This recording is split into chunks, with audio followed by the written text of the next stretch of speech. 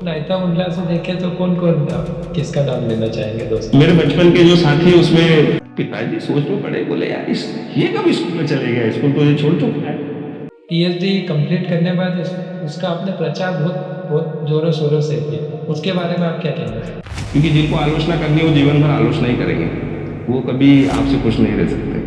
आपकी राजनीति केवल जीतू पटवारी जी के भरोसे है। आरटीओ में एक विवाद हुआ था आज से कुछ वर्ष पहले, उसके बारे में आप क्या बताना चाहेंगे? पर ऐसा तो नहीं है कि नायता मुल्ला में कोई विवाद हो रहा तो उसके तार मुझसे जुड़े हैं। उसके अंदर में 2 दिनों तक उनके साथ जेल में रहा। आपके हिसाब से मुंडला नायता की सबसे बड़ी समस्या क्या है? घर घर जो नेता हो गए आजकल, इसके बारे में आप क्या कहेंगे? बस मेरा ये कहना है कि फोटोबाजी में ही सिर्फ नेतागिरी न करें। अफजल इकबाल शो, जो कि मुझे लगता है भविष्य में एक नाम बनेगा।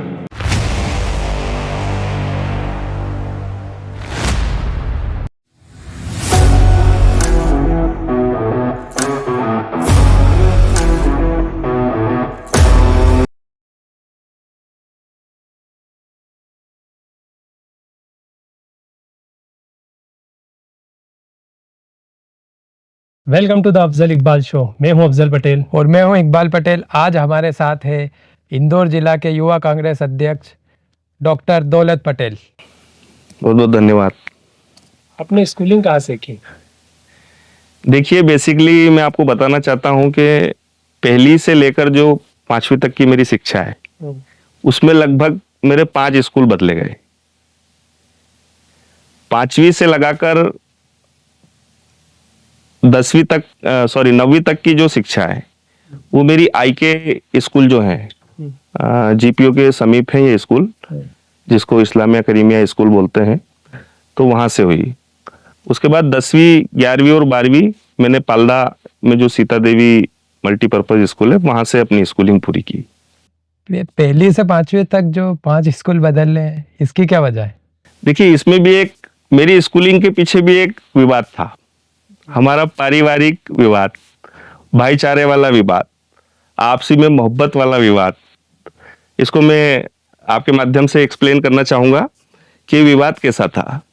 असल में मेरे 2 अंकल, मेरे परिवार के अंदर मेरे पिताजी सबसे बड़े पुत्र थे, और मेरे पिताजी और उनके भाइयों की अगर संतानों की अगर मैं बात करूं तो उसमें सबसे बड़ा पुत्र मैं था। तो इसलिए मुझे अपने परिवार से, अपने घर परिवार से, अपने आसपास की क्षेत्रीय लोगों से मुझे कुछ विशेष प्रेम मिला। इसीलिए मेरी स्कूलिंग हमेशा विवादों के अंदर रही। मेरे 2 चाचा है, छोटे चाचा और बड़े चाचा। तो जब मेरा शुरुआती दौर का जो मेरा स्कूलिंग है, मेरे छोटे चाचा मुझे स्कूल में दाखिला दिलाने ले गए, गांव के अंदर ही। तो मुझे उन्होंने भर्ती कर दिया। जब मैं पहली कक्षा में आया तो मेरे जो बड़े चाचा थे, इतने ज़्यादा पढ़े लिखे नहीं थे, उनको ऐसा लगता था कि नहीं यार मेरा भतीजा है, मैं कप्तान हूँ। वो क्रिकेट टीम के कप्तान हुआ करते थे। हाँ, और उनका क्षेत्रीय में मार्केट में आना जाना 1990-95 का दौर था। उस समय में वो सब दूर क्रिकेट मैच वगैरह खेलने जाया करते थे। तो अब उनके किसी दोस्त यार ने पूछ लिया होगा कि भाई आपका भतीजा है, कहाँ उसको पढ़ाते लिखाते हो, इस तरह का कुछ उनसे सवाल जवाब उस समय का हो गया होगा। तो एक हंसी मजाक वाली बात है कि भाई उन्होंने उस चीज को दिल पे ले लिया कि नहीं नहीं यार, मेरा जो भतीजा है वो गांव में नहीं पढ़ना चाहिए। 5वीं क्लास में जब आया तो मुझे याद है, ध्यान है कि आईके स्कूल हुआ करता है जहाँ की बसेस हमारे यहाँ नायता मुल्ला क्षेत्र में आना स्टार्ट हुई थी। तो फिर मेरा वहां पर दाखिला हुआ। तो वहां मैं 9th 10th क्लास तक पढ़ा। 10th क्लास में 1 साल फेल भी हुआ, क्योंकि मैं पढ़ने में कहीं ना कहीं इतनी अच्छी मुझे प्रॉपर स्कूलिंग स्टार्टिंग का जो दौर था उसमें नहीं मिल पाई थी। तो मैं पढ़ने में थोड़ा कमजोर था। तो मैंने वहां पर 10th क्लास में वहां से फेल हो चुका था। 10th क्लास फेल होने के बाद मेरे पिताजी को और घर परिवार वालों को भी बड़ी उम्मीद थी कि भैया ये जो हमारा बच्चा है इसको हम पढ़ा लिखा के डॉक्टर बनाएंगे। डॉक्टर बनाने का उनका सपना बचपन से ही उन्होंने देख लिया था। डॉक्टर बना। हाँ, पर पारिवारिक बैकग्राउंड इतना पढ़ा लिखा नहीं था, इसलिए एक प्रॉपर मुझे लाइन नहीं मिल पाई, प्रॉपर एक दिशा मुझे नहीं मिल पाई, इसलिए मेरी स्कूलिंग का जो समय था वो इतना अच्छा नहीं रहा। इतनी बड़े स्कूल में या वैसे स्कूल में मैं नहीं अपनी पढ़ाई को पूरी कर सका। तो मेरे पिताजी मुझसे नाराज हो गए जैसे ही मैं 10वीं क्लास फेल हुआ। तो उन्होंने कहा कि बेटा आप स्कूलिंग तुम्हारे बस से बाहर है, पढ़ाई लिखाई तुम कर नहीं सकते हो, इसलिए तुम्हें अपना स्कूल बंद करना चाहिए। तुम्हें मैं काम पर लगा देता हूँ, अपना खानदानी जो व्यापार है दूध का, या तो आप उसको आगे बढ़ाओ। आपको एक नई बाइक का बड़ा उस समय क्रेज हुआ करता दूध का था। व्यापार था पिताजी का? मेरे पिताजी और मेरे दादाजी का दूध का ही व्यापार रहा शुरू से। तो बोले अपने खानदानी जो बिजनेस है भैया उसको आगे बढ़ाओ, आप तो पढ़ लिख लिए। इस तरह से टॉन्टबाजी करके उन्होंने मुझे काम के लिए प्रेरित किया। तो कहीं ना कहीं मेरी भी मजबूरियां हो गई। मेरे पिताजी का गुस्सा कम होने को तैयार नहीं था, वो अपनी जिद पर अड़े थे। पर मेरे मन में भी कुछ और ही था। ठीक है, मैंने उस समय हाँ कर ली। ठीक है, आपको जो बेहतर लगे आप मेरे लिए काम को चुन लीजिए, पर मैं दूध का व्यापार नहीं करूंगा। मैं दूध का व्यापार नहीं करूंगा, क्योंकि आज सामान्यतः बच्चों की या आज के युवाओं की एक सोच होती है कि पिता जिस व्यापार में होते बेटा उस व्यापार में नहीं जाना चाहता। क्या करना चाहते थे? मैंने कहा उसके अलावा आप कुछ भी, ऐसा मेरी सोच नहीं थी, बचपना था, इतना ज्यादा मैं बड़ा भी नहीं था उस समय में। पर मैंने कहा मैं दूध का व्यापार तो नहीं करूंगा, मैंने स्पष्ट कर दिया। फिर उन्होंने अपने दोस्त यारों से, जो हमारा जो नायता मुल्ला क्षेत्र है उसमें बेसिकली कंस्ट्रक्शन से जुड़े काम ज्यादा थे। वहाँ दूध का व्यापार भी एक बहुत बल्क में बहुत बड़ा व्यापार माना जाता है हमारे नायता मुल्ला क्षेत्र में। दूध के व्यापार के अलावा सरिये बांधने का काम पूरे आसपास के क्षेत्रों में हमारे नायता मुल्ला क्षेत्र के लोग आकर करते हैं। उसके अलावा टाइल्स वाइल्स और कंस्ट्रक्शन से जुड़े कामों में वहाँ के लोग इन्वॉल्व रहते हैं। तो पिताजी का जब किसी से सलाह मशवरा हुआ तो किसी ने उन्हें सलाह दी कि एक काम करो, आप अपने बच्चे के लिए जो छत भरने की सेंटिंग जो होती है, सेंटिंग्स जी। सेंटिंग्स, बोले ये वाला आप सेंटिंग्स इनको खरीद के दो तो ये उसको किराए पे चलाएंगे। बोले उसमें काफी प्रॉफिट है, काफी प्रॉफिट रहता है। तो उस समय के दौर में मेरे पिताजी ने मुझे 6,500 स्क्वायर फीट सेंटिंग पूरी खरीद कर दी। परंतु मन में पढ़ने की ललक तो मेरे थी, एक पढ़ने का मेरा दिमाग तो था कि मुझे पढ़ाई करनी है, क्योंकि कहीं ना कहीं मैंने ये तो समझ लिया था कि पढ़ाई के बिना जीवन में कुछ नहीं, सब अधूरा है। ठीक है, एक बार अपन ठोकर खा चुके हैं, दूसरी बार अपन ठोकर नहीं खाएंगे। तो एक मेरा दोस्त हुआ करता है, बचपन का मेरा जो साथी था, उसने 10वीं पास कर ली थी। जी। क्या नाम है उनका? इसराइल पटेल।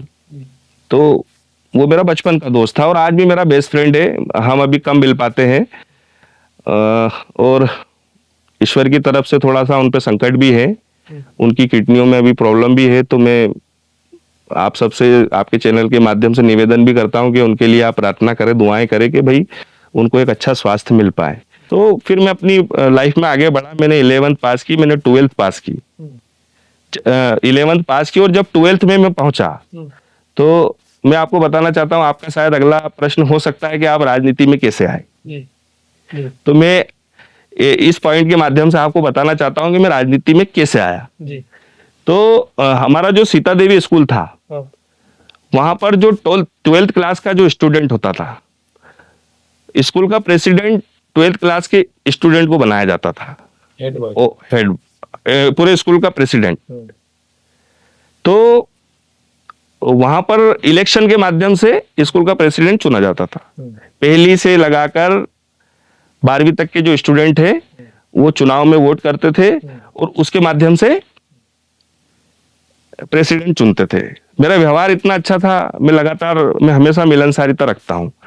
तो 10वीं 11वीं का जो 2 साल का मेरा कार्यकाल था, मैं सभी लोगों से बहुत अच्छे से मिलजुल चुका था। मेरे दोस्त भी बन गए थे। तो वहां के मेरे दोस्तों ने मुझे उकसाया जब चुनाव आए स्कूल प्रेसिडेंट के लिए कि नहीं, आप में नेताओं वाले गुण हैं, आपको नेतागिरी करना चाहिए। कौन दोस्त? कौन?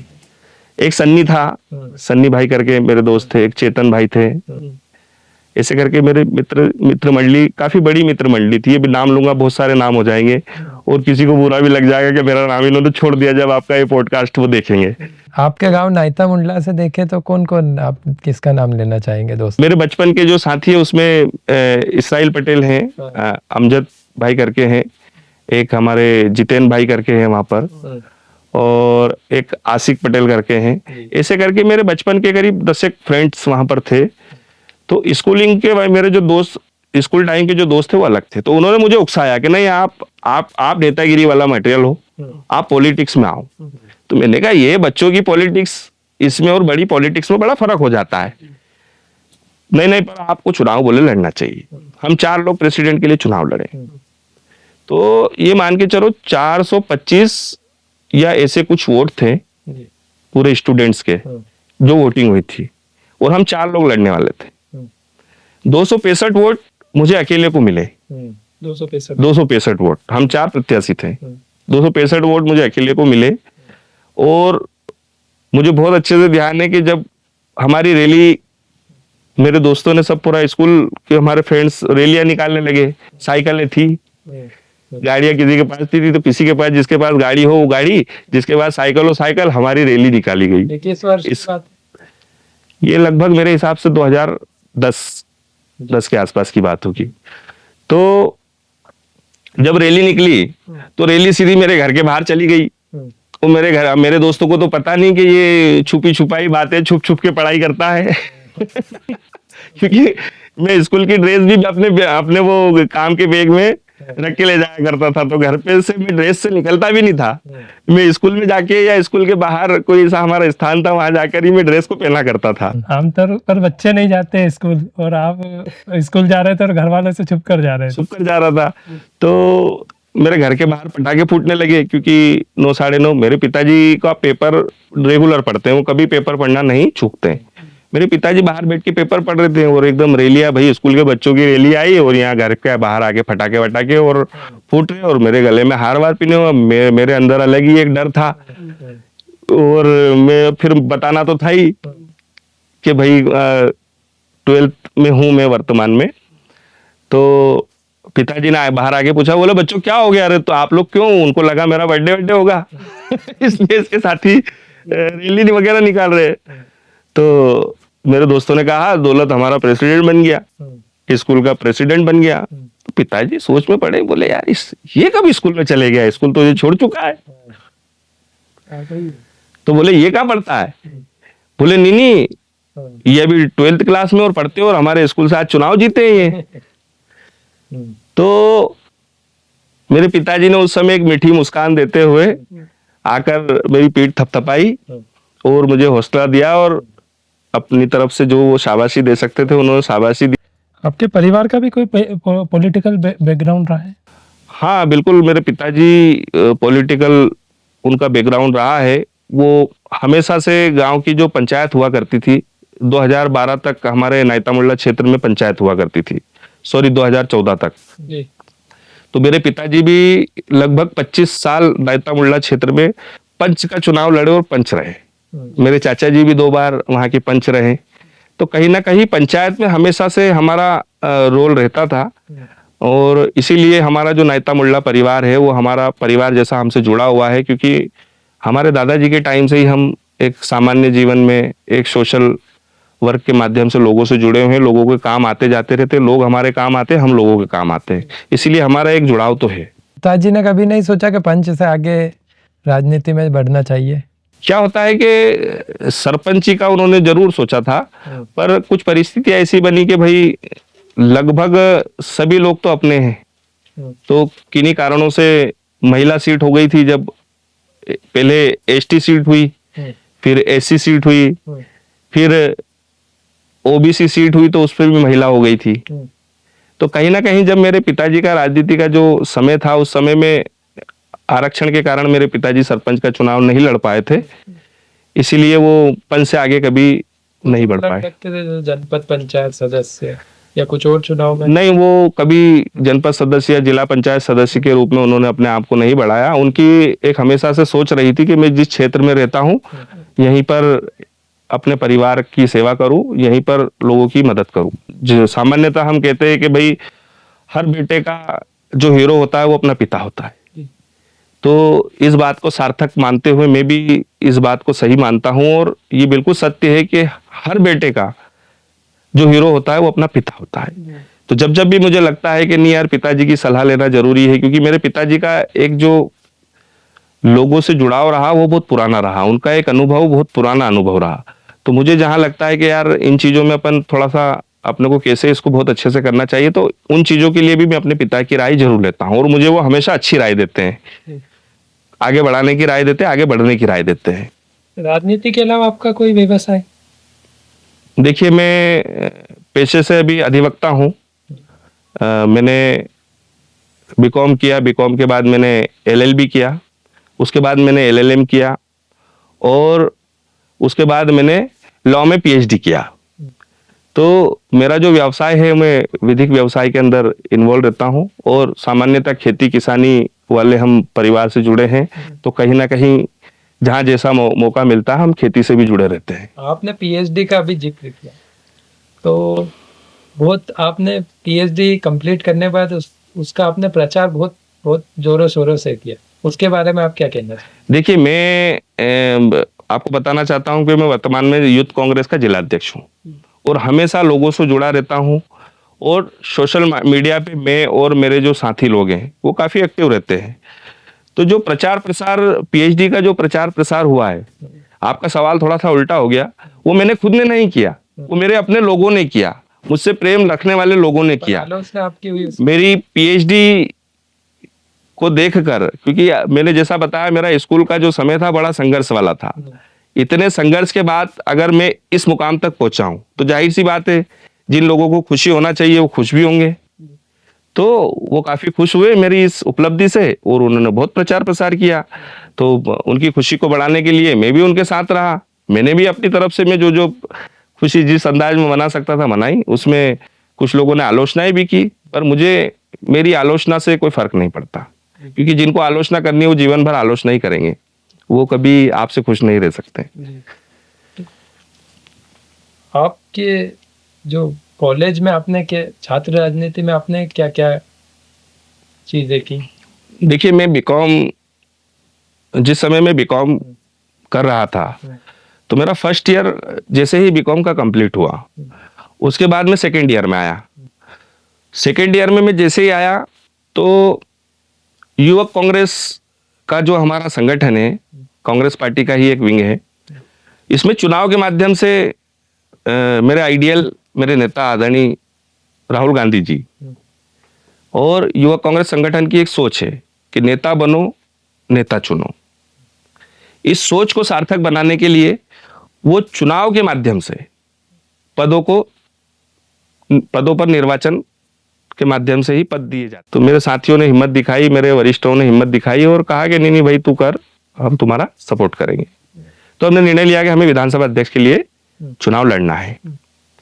ठीक है, हमने फिर मेहनत चालू की, भागदौड़ चालू की। इधर उधर विधानसभा का क्षेत्र है जिसमें 28 पंचायतें हैं, 8 शहरी वार्ड है, एक बहुत बड़ा राव विधानसभा, जहां से आज वर्तमान के हमारे जो प्रदेश अध्यक्ष है आदरणीय जीतू पटवारी जी, वो एमएलए का चुनाव उस समय हार चुके थे। पहला उनका चुनाव था, वो यूथ कांग्रेस के प्रदेश अध्यक्ष थे, उस समय वो चुनाव वहां से लड़े थे और हार चुके थे। तो एक और हमारी विधानसभा नई विधानसभा बनी थी, पहला ही चुनाव हुआ था उसमें, जिसमें जीतू पटवारी जी चुनाव हार चुके थे।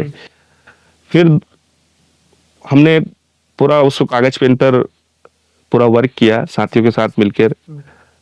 हम भी, फिर जीतू पटवारी जी वहां के नेता हुआ करते, तो उनसे हम जाकर मिले भी सही कि भाई हम ऐसा ऐसा सोच रहे हैं।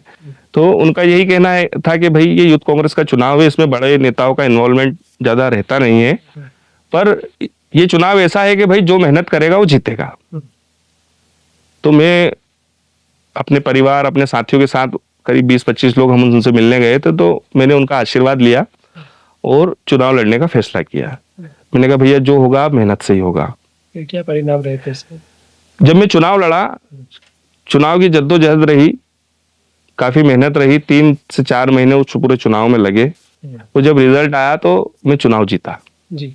और विधानसभा अध्यक्ष के रूप में मैंने राव विधानसभा के अध्यक्ष के रूप में युवक कांग्रेस के में चुनाव जीतकर निर्वाचित हुआ। मुंडला नायता में जैसे पानी की बहुत ज़्यादा समस्या रहती है और कई बार देखा गया है कि उस समस्या को खत्म करने के लिए आप खुद यहाँ तक के टैंकर चला के वार्ड में पानी का वितरण करते हैं, तो कैसे आप इसका हल कर रहे हैं? क्या ऐसे ही हल होगा इसका? और बहुत बड़ा मुद्दा है आपकी नज़र में पानी का। वाकई हमारा जो क्षेत्र है आज भी मतलब अगर 50% भी वर्षा हो जाए तो भी हमारे क्षेत्र में पानी के टैंकर चलते हैं।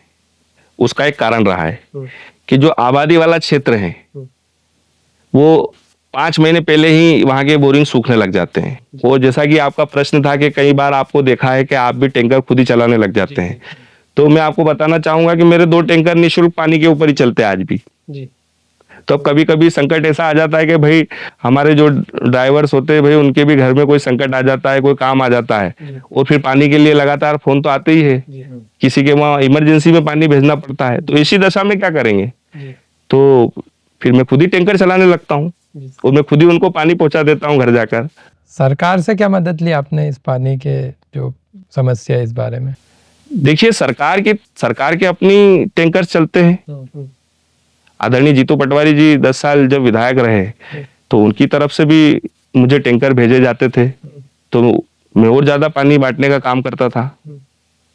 तो कहीं ना कहीं जहां जैसी पानी के लिए जो सुविधाएं उपलब्ध हो जाती थी मैं उन संसाधनों का भी उपयोग करके क्षेत्र के अंदर पानी पिलाने का काम करता हूं और आज भी करता हूं। लो प्रैक्टिस करते हैं। हाँ जी, मैं जहां जैसा मेरा समय मिलता है, लगभग सप्ताह में अगर 5 दिन होते हैं, 6 दिन कोर्ट चालू रहती है, तो लगभग मैं कोशिश करता हूं कि 3 से 4 दिन कोर्ट जाकर अपने केसेस को देखूं, अपने क्लाइंट से मिलूं, बातचीत करूं। कैसे केस लड़ते हैं आप, क्रिमिनल या सिविल? मैं दोनों ही तरह के केस लड़ता हूं, क्रिमिनल सिविल दोनों ही केस लड़ता हूं मैं। अच्छा, आपने कभी सोचा है कि मैं पार्षद का चुनाव लड़ूंगा? हाँ, एक मन में विचार तो है, पर वही जिस तरह से मैंने बताया कि हमारे पिताजी के साथ जो परिस्थिति बनी थी, जब से हमारा वार्ड 75 बना है, इंदौर नगर निगम में जुड़ा है, तब से वो आरक्षित है, तो उस कारण मैं चुनाव नहीं लड़ पाया। पर कहीं ना कहीं शुरुआती दौर में मेरी सोच तो थी कि भाई पार्षद बनकर हम लोगों की सेवा करेंगे, लोगों के काम आएंगे। आपकी राजनीति केवल जीतू पटवारी जी के भरोसे है? देखो, जीतू पटवारी जी मेरे नेता है, ये बात जग जाहिर है। मैं राजनीति में जब आया तो मेरे आइडियल राहुल गांधी जी, पर मेरे नेता जीतू पटवारी जी, क्योंकि जीतू पटवारी जी की जो शैली है पॉलिटिक्स की, लोगों की सेवा करने की, काम करने की, तो मैं उनसे खासा प्रभावित हूं। इसीलिए मैंने अपना नेता जीतू पटवारी जी को बनाया है। परंतु ऐसे कई नेता है कांग्रेस पार्टी के अंदर जो मुझे पसंद करते हैं, मैं उनको पसंद करता हूं। जहां जरूरत होती है वो मुझे काम बताते हैं, और जहां लोगों की सेवा की बात आती है मैं भी उन्हें काम बताता हूं, और सभी लोग खुशी खुशी काम करते हैं। आरटीओ में एक विवाद हुआ था आज से कुछ वर्ष पहले, उसके बारे में आप क्या बताना चाहेंगे? देखिए, जब से हमारे नायता मुल्ला क्षेत्र में आरटीओ आया है तो वहां कुछ ना कुछ तो विवाद किसी ना किसी के होते ही रहते हैं। पर ऐसा तो नहीं है कि नायता मुल्ला में कोई विवाद हो रहा तो उसके तार मुझसे जुड़े हैं। वहां तो पूरे इंदौर शहर के लोग आते हैं, कुछ ना कुछ विवाद वहां चलते हैं, तो मेरा किसी विवाद से कोई लेना देना कभी रहा नहीं। राजनीति में दबदबा बनाने के लिए क्या बल का उपयोग करना पड़ता है? हाँ, बल लगाना पड़ता है सेवा के लिए। और लट की भूमिका भी होती है राजनीति में? नहीं, मैं नहीं मानता कि इसमें लट की भूमिका है। पुराने समय में हुआ करती होगी लट की भूमिका, पर आज तो जो बल लगाना पड़ता है वो लोगों की सेवा में लगाना पड़ता है, लोगों के काम कराने के लिए बल लगाना पड़ता है। मैं नहीं मानता कि आज के इस परिदृश्य में इंसान लट के माध्यम से राजनीति कर सकता है। लट के माध्यम से सिर्फ गुंडागर्दी होती है, जो कि राजनीति का हिस्सा नहीं है। कभी जेल जाना पड़ा है किसी आंदोलन के दौरान? बिल्कुल। मैं एक बार जब हमारे नायता मुल्ला क्षेत्र में, आपको बताना चाहूंगा कि वर्तमान में सिटी बस संचालित है, तो आदरणीय जीतू पटवारी जी के साथ मिलकर जब सिटी बस यहाँ नहीं आती थी इंदौर नगर निगम यहाँ पर सिटी बस चलाने को तैयार नहीं था। और राजीव गांधी चौराहे से लेकर राउ तक का जो हिस्सा था वहां भी सिटी बस हाई बस नहीं जाती थी। तो आदरणीय जीतू पटवारी जी ने जब इसमें सिटी बस को लेकर एक मुहिम चलाई थी, एक धरना दिया था, उसके अंदर में 2 दिनों तक उनके साथ जेल में रहा था, क्योंकि मेरे भी अपने क्षेत्र की सिटी बस की समस्या थी। राउत क्षेत्र का मैं विधानसभा का अध्यक्ष तब हुआ करता था। तो लगभग ये मान के चलिए कि 17 प्रकरण मुकदमे मुझ पर दर्ज है, जो कि राजनीतिक मुकदमे हैं, जो लोगों की सेवा के मुकदमे हैं। तो कभी ऐसा हुआ कि किसी आंदोलन के दौरान पुलिस के डंडे भी पड़े हो? बिल्कुल पड़े हैं, कई बार। हम जब दिल्ली भोपाल प्रदर्शन आंदोलन में जाते हैं, हमारा शीर्ष नेतृत्व जब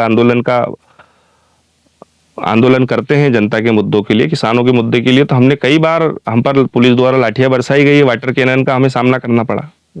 कई बार हुआ है, मैं घायल भी हुआ, तकरीबन 3 से 4 बार मैं घायल हुआ हूँ। जी आंदोलन की बात कर रहे थे, तो एक MPPSC का आंदोलन हुआ था छात्रों के द्वारा, उसमें भी आपने पीछे खड़े रहकर उनका सहयोग किया। बिल्कुल, आप सही कह रहे हैं कि अभी ही हाल ही की बात है, लगभग 3 से 4 महीने पुरानी ही बात होगी। MPPSC का एक बहुत बड़ा आंदोलन हुआ था, जिसमें हजारों की संख्या में छात्र 4 से 5 दिन के लिए धरने पर बैठे थे। तो उसको हम राजनीतिक मुद्दा नहीं बनाना चाहते थे, क्योंकि वो छात्रों के भविष्य का मुद्दा था। तो उसको हम किसी तरह से राजनीतिक रूप नहीं देना चाहते थे, इसलिए मैं हमेशा पीछे की तरफ स्टूडेंट्स के साथ खड़ा रहा। उनकी जो मूलभूत सुविधाएं थी, उन सुविधाओं के लिए मैं जो प्रयास कर सकता था, मेरे यूथ कांग्रेस से संगठन से मैं जो चीजें उनको अवेलेबल करा सकता था। आपके हिसाब से मुंडला नायता की सबसे बड़ी समस्या क्या है? देखिए, मुंडला नायता की अगर हम समस्याओं की बात करें तो सबसे बड़ी समस्या पानी की समस्या। उसके बाद हम समस्याओं की बात करें तो जो वहां पर जो ड्रेनेज सिस्टम है, गुजरात की कंपनी ने पूरा ड्रेनेज सिस्टम किया था, तो पूरी तरह से वो ड्रेनेज सिस्टम फेल हो चुका है। तो वहां पर नालियां बहती रहती है, रोड पर से पानी जाते रहता है। उस समस्या का समाधान आज तक नहीं मिला। उसके बाद साफ सफाई की जो समस्या है, वो भी एक बड़ी समस्या बनकर सामने आ रही, देखने को मिल रही है। प्रॉपर वहां पर साफ सफाई की व्यवस्था भी नहीं हो पा रही है। और भी ऐसी स्कूलिंग की अगर मैं बात करूं तो हमारा जो शासकीय स्कूल है वहां पर, वो 12वीं तक नहीं है। तो कहीं ना कहीं, और बहुत छोटी जगह में स्कूल है, तो एक वहां पर स्कूल की भी समस्या वर्तमान में बनी हुई है। चिकित्सा की समस्या भी वहां पर थी, पर कहीं ना कहीं अभी वहां पर स्वास्थ्य केंद्र 1 साल पहले आ चुका है। उसके लिए भी मेरे और मेरे साथियों के द्वारा काफी प्रयास किए गए। जगह जगह सब आवेदन दे सकते थे, प्रदर्शन आंदोलन कर सकते थे, वो भी हमने किए। तो कहीं ना कहीं स्वास्थ्य की समस्या का कहीं ना कहीं थोड़ा निजात तो मिला है। तो आप उसे कैसे बेहतर कर सकते हैं? मुझे तो ऐसा लगता है कि फिर से एक नया पूरा प्लान उसके लिए बनाया जाना चाहिए। फिर से जो ड्रेनेज लाइन, क्योंकि वहां पर हमने देखा है कि बहुत छोटे छोटे जो पाइप है वो डाले गए हैं, जो कि अपर्याप्त है। तो पूरा एक प्रॉपर, पूरे नायता मुंडला क्षेत्र का, वार्ड 75 का एक पूरा प्रॉपर प्लान बनाया जाना चाहिए, और फिर से वहां की ड्रेनेज लाइन को चेंज करके नए सिरे से उस पर काम किया जाना चाहिए। आगे राजनीति में खुद को 5 वर्षों बाद आप कहाँ देखते हैं? देखिए, मैं कांग्रेस पार्टी का, युवक कांग्रेस का एक छोटा सा कार्यकर्ता हूं, और हमेशा पार्टी के विचार से जुड़ के, पार्टी की गाइडलाइन से जुड़कर अपना 100% देने का प्रयास करता हूं। मेरे मन में ऐसा कोई लोभ नहीं है कि मुझे आगे चल के विधायक सांसद बनना है तो ही मैं राजनीति कर रहा हूं। मेरे मन में सिर्फ और सिर्फ जनता की सेवा का भाव है। घर घर जो नेता हो गए आजकल, इसके बारे में आप क्या कहेंगे?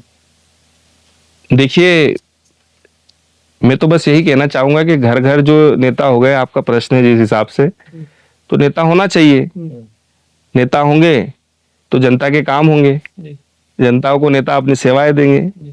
बस मेरा ये कहना है कि फोटोबाजी में ही सिर्फ नेतागिरी न करें, थोड़ा सा जमीन से जुड़कर जनता के असल मुद्दों पर काम करके अपनी नेतागिरी करें, तो उसका ज्यादा फायदा मिलेगा घर घर के नेताओं को के लिए। क्योंकि सिर्फ फोटोबाजी और दिखावे की नेतागिरी कहीं ना कहीं मेरे हिसाब से ठीक नहीं है। क्योंकि उससे जनता का जुड़ाव नहीं हो पाता है, उससे जनता की सेवा नहीं हो पाती। इसीलिए घर घर नेता हो, उसमें कोई बुराई नहीं है, पर उसमें जनता का भी साथ मिले और जनता को भी आपका साथ मिले। समाज की बहनों की अगर बात करें तो समाज की बहनों का अगर कोई फोटो गलती से किसी को मिल जाता है तो उसे इंस्टाग्राम, फेसबुक या व्हाट्सएप पर ऐसे वायरल किया जाता है जैसे उससे उन्हें कोई लाभ होने वाला है। इस वायरल कल्चर के बारे में आप क्या कहें? देखिए, वायरल जो कल्चर है कहीं ना कहीं बहुत घातक कल्चर हो चुका है। जी ये बात आपको भी मानना पड़ेगी और इस बात को मैं भी मानता हूँ, जी क्योंकि कहीं ना कहीं ये सिर्फ बहनों के लिए खतरा नहीं है, जी ये भाइयों के लिए भी खतरा है। जी तो मैं बस उन लोगों को यही एक मैसेज देना चाहूंगा जो वायरल करने वाले हैं। गलत तरीके से बहन बेटियों की फोटोज आप लोग वायरल करते हो, उसने अपनी डीपी पर, अपने इंस्टा पर और अपने अन्य कोई सोशल मीडिया प्लेटफॉर्म पर क्या सोचकर अपनी फोटो अपलोड किए, आप वहां से उस फोटो को उठाते हैं और उसको गलत तरीके से पेश करते हैं। इससे कई बहन बेटियां अक्सर डिप्रेशन में चली जाती है, क्योंकि कहीं ना कहीं हमारा समाज है, एक सामाजिक जीवन चाहता है, एक सम्मान का जीवन चाहता है, तो उसकी लाइफ पर इन चीजों का बुरा प्रभाव, बुरा असर गिरता है। तो ऐसा जो करने वाले लोग हैं उनको मैं कहना चाहता हूं कि इस तरह की जो आपकी मानसिकता है उसको बदले।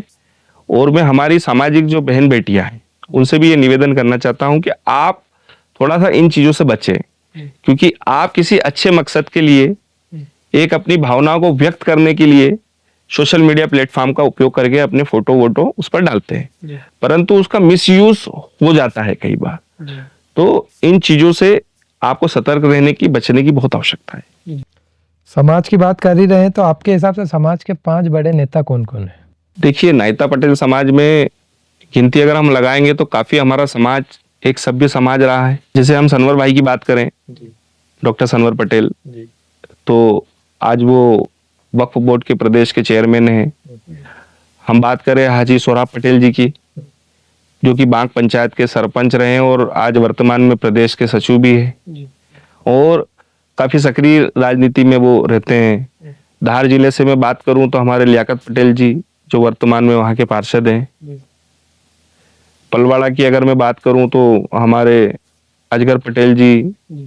तो ऐसे कई नाम हैं जो समाज के अंदर हम जिनसे सेवाएं ले सकते हैं और जनता वर्तमान में उन लोगों का नाम ले रही है और उन लोगों के माध्यम से जनता अपने काम करवा रही है। तो हम कुछ गांव के नाम लेंगे, उनमें से आपको एक या अधिक नाम लेने जिनको आप इस पॉडकास्ट में देखना, अगले गेस्ट के रूप में देखना चाहेंगे। बिलोदा, सलीम पटेल जी, नरवल,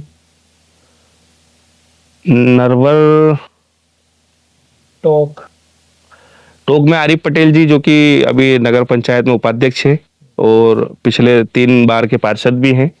आरिफ पटेल हमारे पार्षद जी को मैं यहाँ पर देखना चाहूंगा। सोनवाई, एहसान पटेल जी बॉस जी।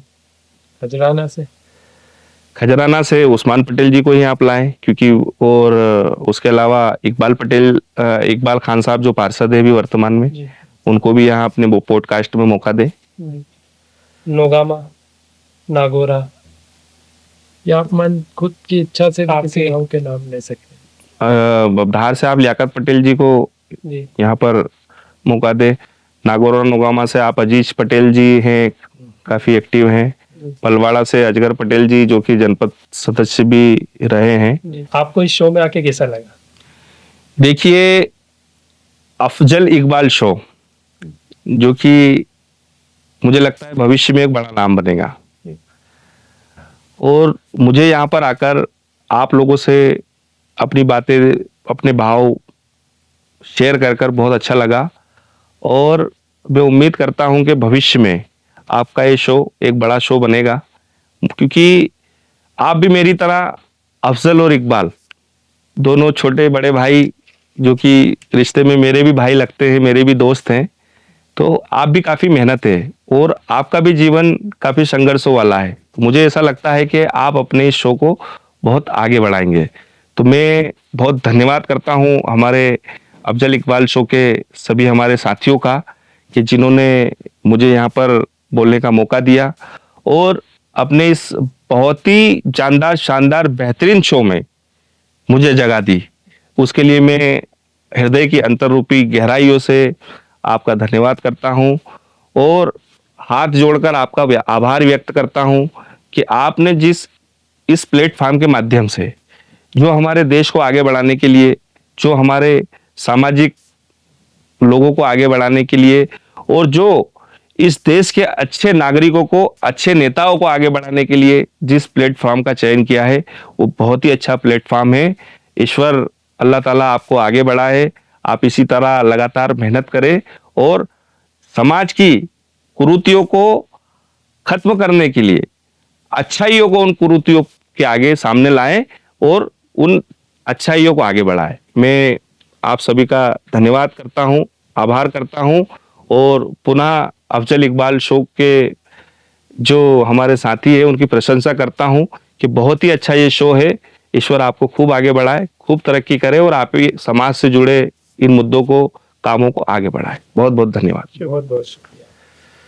तो ये थे हमारे युवा साथी डॉक्टर दौलत पटेल, और ऐसे ही इंटरेस्टिंग पॉडकास्ट देखने के लिए लाइक कीजिए, सब्सक्राइब कीजिए द अफजल इकबाल शो को, और कमेंट करके बताइए आज का ये एपिसोड आपको कैसा लगा और अगला गेस्ट आप हमारे शो में किसे देखना चाहते हैं।